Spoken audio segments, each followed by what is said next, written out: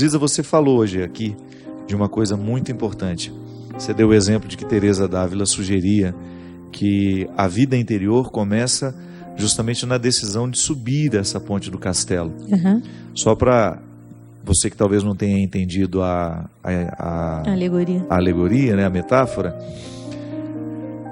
os castelos medievais, eles eram construídos dentro de uma espécie de uma ilha e só podia ser acessado quando o rei decidia e julgava aquela ponte para fazer a passagem das pessoas para o castelo. Quando a gente sobe essa ponte, a gente fecha para balanço, né? Sim. Você sabe que eu fico pensando, tenho trabalhado muito com grupos pequenos de espiritualidade, e o grande desafio nosso é justamente a quietude. Subir a ponte.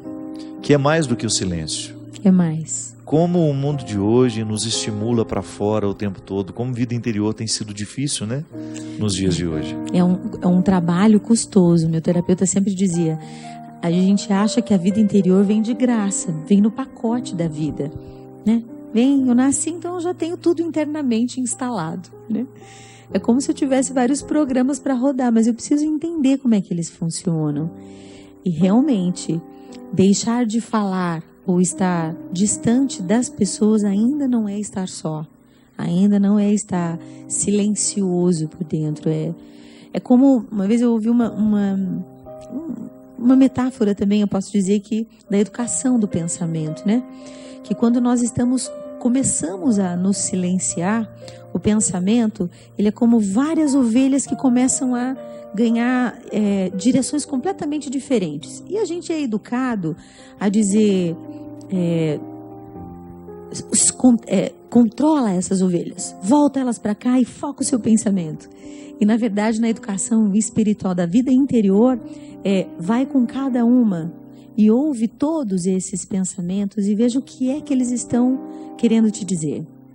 Aos poucos você vai aquietando a alma, porque já não vai ter mais pensamentos desordenados que te distraem, porque na verdade, às vezes a gente acha que nós não temos domínio sobre o pensamento. Sim, a gente tem domínio sobre o pensamento. O pensamento precisa ser educado em alto nível. A gente precisa elevar o nível do pensamento com bom conteúdo.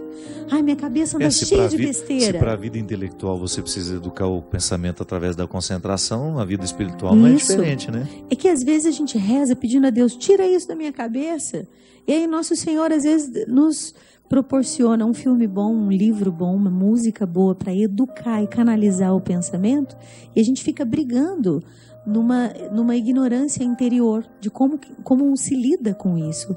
E na verdade a gente precisa viver aquela realidade de superior domina inferior, né? Então eu tenho lá meus instintos, minhas emoções, meus sentimentos que já são mais conscientes, meus pensamentos, minhas vontades, que são as decisões baseadas no meu pensamento, e aí vem o espírito. Ou posso até colocar aqui vontade e pensamento. Então, quando eu vou lidar com essas realidades interiores, eu preciso saber que isso tudo precisa ser elevado. Tudo que é instintivo em mim, no silêncio, que vem à tona, ele precisa ir sendo elevado. Eu preciso ir dando nome para instinto, emoção, trazendo sentimento, pensamento, né? Até entender, à luz de Deus, o que Ele tem a me dizer sobre aquilo. Porque senão eu me confundo e eu acho que Deus fala comigo só pelo que eu estou sentindo, estou arrepiada. Jesus falou comigo. Não, mas está com frio, entendeu? Não é nada disso. É o ar-condicionado forte.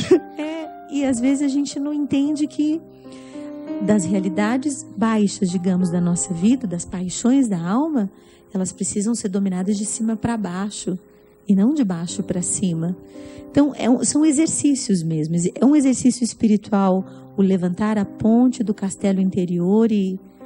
Ok, vamos conhecer quais são esses fulanos que me habitam, né? Quem são essas coisas que me habitam? Eu tenho pensado muito nas dimensões do cristianismo. Que como eu tenho a oportunidade de viajar muito, encontrar muita gente, eu tenho um material maravilhoso para minha análise imensa, pessoal. Né?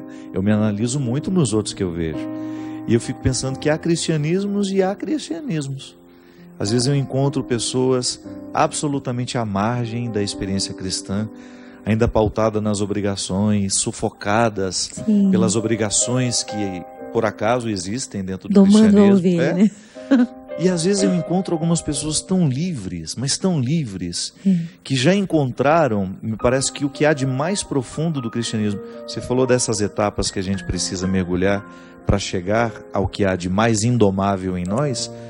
E o cristianismo é um movimento justamente que passa por essa conquista do que é indomável, para depois você viver a liberdade de ser quem você é. Porque só quem se possui se oferece. Só o livre, de fato, mas pode é um experimentar isso. Essa liberdade talvez seja o que mais me encanta na vida, porque às vezes eu me vejo prisioneira de sentimentos tão infantis. Ciúme, a comparação, a inveja, aquelas coisas que a gente disfarça. Isso não existe, né? Na música, não existe. Na música católica não existe isso, não existe. Oh, meu Deus! Nós estamos privados desse pecado, né? Ah, Deus, quisera Deus um dia. Brincadeira, eu falo isso porque é tão bom quando a gente encontra os colegas, os amigos de missão, né? Eu que tenho tão pouco ainda dentro da música, mas quando eu encontro vocês que já estão a... Caziza é muito mais velha do que eu. Gente, é mentira! Brincadeira. Que absurdo. Ela é mais nova do que eu, mas ela é mais velha de estrada. Ok, melhorou. Às vezes é muito mais experiente. E eu fico percebendo, Ziza, que às vezes nós ainda estamos tão distantes da proposta cristã, dessa fraternidade, justamente porque não somos livres. Você falou tudo. Verdadeira, né? Às vezes a gente experimenta sentimentos tão mesquinhos diante do sucesso do outro, diante da beleza que o outro provoca, diante da arte que o outro... Dói, né? Que coisa estranha isso, não é? É imaturidade, na verdade. Na verdade, acho que essa falta... Não adianta, pra gente se alegrar com o outro, a gente precisa estar livre e feliz com o que a gente está vivendo. Senão você fica invejando o jardim do vizinho, né? Inevitável. Inevitável. E se alegrar com o outro é bom, só porque é leve. Só acontece se for verdadeiro. E a gente dá na cara, né? Vê na cara. Ainda hoje eu estava escrevendo um provérbio do dia, falando sobre o adular. Que às vezes não tem aquela sensação, não é tão vergonhoso, maximamente vergonhoso, quando a gente se dá conta, exatamente na situação, quando você está adulando alguém e você não está falando com a pessoa, você está mendigando uma coisa dela por interesse. E no fundo, o encontro com a gente mesmo é a única possibilidade de desnudar aquela intenção torta.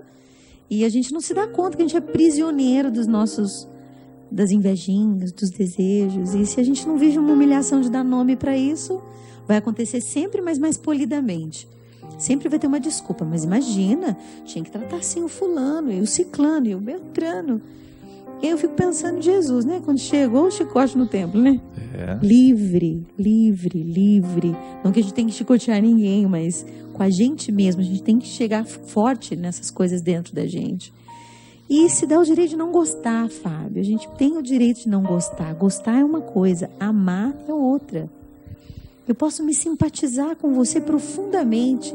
A gente tem uma conexão deliciosa. Mas eu não sou obrigada a te amar, porque eu não escolhi te amar. Amar é uma escolha. E às vezes no nosso dia a dia a gente não sabe essa diferença e nem se dá o direito de não gostar de alguém. Assim, se o fulano está lá quase morrendo e precisa da minha ajuda, eu vou lá, eu sou cristã, eu sirvo ao Cristo. Mas eu não preciso comer pipoca para o cinema com a pessoa. Claro, você tem um limite que você pode estabelecer, né? Para carinho. O amor comporta o respeito, é isso que você está dizendo. Isso. Eu não vou te prejudicar, eu não vou te boicotar, mas por outro lado eu também não tenho a obrigação de conviver, de estabelecer esse vínculo diário, de trocar o telefone, né? E às vezes as pessoas confundem muito, elas são muito... É uma imaturidade mesmo na compreensão do cristianismo. Nossa, quantas vezes já sofri por essas imaturidades, já fui imatura tanto, oh meu Deus, tanto, que hoje já me é mais fácil compreender quando alguém é imaturo comigo. Esses dias eu estava numa cidade, uma pessoa falou assim, você pode me dar seu celular? E eu respondi com a mesma ternura, não. E a pessoa ficou completamente constrangida. Me dá o seu número para te mandar uma foto. Né? Você pode me dar seu WhatsApp? Assim mesmo. E é engraçado, o não tem a mesma qualidade do sim. Você pode dizer com carinho, não, ele é pessoal. Com jeito, né? Mas em outros tempos eu era muito mais ácida, muito mais dura, seca. No primeiro momento, num outro momento você ficava irritado com o pedido, né? Irritadíssima. Agora não, você não se irrita e fala não, pronto. Com ternura, amando Mas eu acho que é o tempo. O tempo é maravilhoso e ele é pai da verdade em tudo, mostra tudo. Nada disfarçado dura, né? O tempo mostra os nossos excessos, né? Ele desmente as nossas mentiras. Ele é danado. Você que nos acompanha em casa talvez esteja se identificando um pouco com essa conversa, porque também você, nas instâncias da sua vida, se sente também muitas vezes prisioneiro dos seus sentimentos mesquinhos, daquilo que há de mais primitivo em você. Essa oportunidade que a gente tem aqui de lembrar, de recordar que o cristianismo é o convite diário de nós acessarmos essas dimensões primitivas da nossa alma, do nosso comportamento, da nossa psique, dê o nome que você quiser. Sim. O fato é que todos nós temos regiões primitivas. E sabe que às vezes eu fico assustado de ver como nós somos, como a gente ressuscita o espírito tribal. Como assim? Que era uma coisa horrorosa, isso é dos primórdios da humanidade, né? Se eu era um primata e eu descubro que ali tem uma tribo diferente da minha, eu quero matar, porque eu tenho medo do perigo que ela oferece para mim. Depois, à medida que a gente foi ficando civilizado, você descobre que você não precisa matar o outro, que pode ser uma civilização, uma vizinhança civilizada, amistosa, é o que você está dizendo. Sim. Não precisa ficar indo lá visitar a cidade deles, mas deixe que eles vivam a vida deles lá e feliz. Às vezes nós resgatamos o instinto tribal para poder nos justificar dos medos que a gente sente, das inseguranças que a gente carrega. Da vergonha de admitir, eu sou ciumenta. Eu sou insegura às vezes, eu tenho medo às vezes. A gente tem vergonha de dizer pra gente mesmo quem a gente é. Eu, de verdade, acredito e experimento muito que a misericórdia de Deus é um espaço maravilhoso para viver. É grande, sabe? É um lugar onde você entra e dá para respirar em paz e dizer, Jesus, olha que tipinho eu ando sendo aqui. Vamos conversar nós dois. Quero ser assim não, né? Mas é um Sabe exercício. Que de 2 anos para cá eu comecei a colocar no papel algumas questões que para mim eram fundamentais. Pregando um retiro outro dia, a gente teve a primeira leitura da missa em que eu celebrava, que eu presidia, era justamente Moisés recebendo as tábuas da lei, escrevendo os 10 mandamentos. Aquilo me inspirou uma coisa muito interessante, de também ter os meus 10 mandamentos. Para cada fase da minha vida. Então, eu tenho os 10 mandamentos, a lei de Deus, que é universal, mas eu acho que cada cristão deveria escrever regularmente os 10 mandamentos que precisa perseguir. E o que você pôs? Eu estou curiosa, né? Eu coloquei nomes, por exemplo, vou dar um exemplo, o meu relacionamento com a Léo, meu anjo da guarda. Quantas vezes eu fui cruel no tratamento com ela? Quantas vezes eu fui impaciente ou até mesmo intransigente nas questões? Sabe, aí você, só para dar um exemplo, primeiro mandamento, quero observar, né, e ser paciente na relação com a Léo. Ponto. Um mandamento que eu vou observar numa fase da minha vida até eu perceber que eu já consegui alcançar aquela meta. Aí substituo por outro. Santo Afonso que fala isso, né? É Santo Afonso? Se não for, você me corrija. Quando eu desejo uma virtude na minha vida, eu preciso fazer de conta que ela já está em mim e vivo como se ela já fosse minha até que eu perceba que ela já se tornou parte de mim, né? Olha isso, que interessante. Está incorporada. É igual o alimento que a gente come e metaboliza, né? Mas vou te dar uma dica boa. Quando você esquecer quem foi que citou, faz igual o Padre Léo. Alguém disse? O que ele falava? Eu lembro quando eu comecei a seguir o Padre Léo e andava muito com ele, que eu era fráter lá em Brusque, ele me levava para os congressos e ele via que ele sempre citava, né? Um monte de gente. O cardeal fulano de tal. Aí ele falava o que o cardeal falou. O cardeal... Aí um dia eu falei assim, Léo, como você conhece os cardeais? É porque você cita tudo. Eu não sei lá, eu invento aquele nome na hora. É para dar autoridade ao que eu estou pensando. Ai, Jesus. É o Léo mesmo. Mas essa oportunidade que a gente tem de metabolizar um propósito. Então, num primeiro momento, Ziza, é absolutamente igual ao processo da lei. Você precisa dela escrita de fora até o momento que você passa ela para dentro. Entendi. Aí é a história do pensamento que vai dominar instinto, sentimento, vai dar ordem. Entendi. Ótimo. Os meus 10 mandamentos, aqueles que eu estabeleço para mim, eles estão de acordo com o meu momento. Com situações, pode ser que daqui 10 anos eu olhe para aquele terceiro mandamento que eu me coloquei e falo, nossa, meu Deus, como eu fui escravo daquilo então, como eu precisei pedir isso a Deus, ou como eu precisei observar. Porque na verdade seria uma observância diária de um comportamento que eu preciso administrar melhor. Precisa ser corrigido, pode ser melhorado. Sou relaxado, então fico esquecido, vou ficar mais atento. Vou colocar a minha atividade física, um mandamento para mim. Vou me alimentar corretamente. Sabe, umas regrinhas que vão fazer, né? Vida interior se constrói com disciplina só, não tem jeito. E os padres do deserto são aqueles os que primeiro foram viver a experiência monástica fora das construções, aqueles que se expuseram aos riscos do deserto. Eles escreveram coisas fantásticas. Santo Antão, por exemplo, ao dizer que a disciplina do corpo é a mesma da disciplina do espírito. E quando você disciplina o corpo, você disciplina o espírito. Quando disciplina o corpo, repercute no espírito. Muito interessante isso. Ver que há essa conexão da vida que nós desejamos com a vida que a gente tem, passará o tempo todo pela experiência do cuidado. A gente se vê recortado, né? Fragmentado, a gente se observa fragmentado, a gente tem dificuldade, pelo menos eu vejo o ser humano atual, né? Dificuldade de se ver integrado e com essa clareza de que o que eu faço com o meu corpo interfere diretamente na minha vida interior, na vida do meu espírito, na vida da minha alma. Eu acho que tenho vivido momentos de muita graça nesse sentido, porque desde que eu me mudei para São José dos Campos, a vida ficou mais disciplinada, ficou melhor, ganhou muito mais qualidade.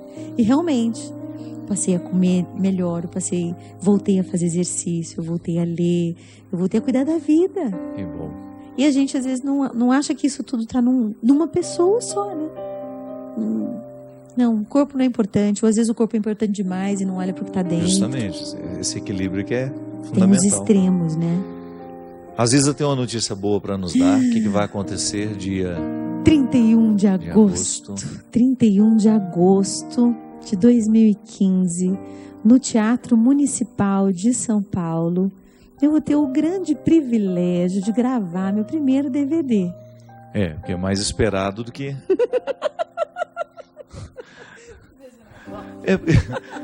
Todo mundo tem 30 DVDs, às vezes ainda não tinha o dela. Mas o que é muito interessante também, você tem um cuidado com a sua carreira, com o seu trabalho. Eu acho que você vai fazer agora, porque difícil é selecionar o repertório, né? Tanta música boa. Muito difícil, muito, mas sempre o conselho do Hugo é o primeiro, Ziza, não é o último, é o primeiro. Último, isso mesmo. E, gente, nesse DVD eu tenho sido muito mais que agraciada, mãos estendidas de todos os lados, mas algumas em especial. E muita gente tem me perguntado se no DVD vai ter participação especial. E eu ando silenciosa. Só aquele olhar assim, de mulher egípcia. Isso, mas hoje eu tenho muita alegria em contar para você que está em casa e para todo mundo que está aqui também, que eu sim terei uma participação especial no meu DVD. Não podia ser outra pessoa, né, Padre Fábio de Mello? O dedinho bem humilde assim. Vai ser um imenso prazer, uma alegria enorme. Vai ser um dia tão lindo, simples, um dia simples. Mas Deus deu esse imenso presente que é o Teatro Municipal, um presente da Casa da Comunidade de São Paulo, na pessoa do Padre Adriano Zandoná, que foi maravilhoso. Aproveito e mando um beijo para ele, para a Xanda, para a Simone, para todo mundo. E tive outros presentes também, uma ajuda mesmo direta. E eu quero agradecer mesmo tendo você comigo no palco, porque você foi o cara que me ajudou muito. Você sabe. Agradeço. Não posso contar, né, gente? Mas eu que agradeço, Ziza. Para mim vai ser uma alegria, um prazer espiritual, de verdade. Por acreditar no seu trabalho e poder, de alguma forma, testemunhar que você me faz mais padre, que você me fez mais gente, com a sua música, com o seu carisma. Obrigado, Deus seja viu? louvado, eu que agradeço. Obrigado. Volte sempre, o programa é seu. Voltarei. Obrigado, Wagner, nosso pianista ali, nos ajudando Deu certo, a dizer que Deus é guardião. Que Deus abençoe você, sua família. Até a semana que vem, se Deus quiser. Obrigado.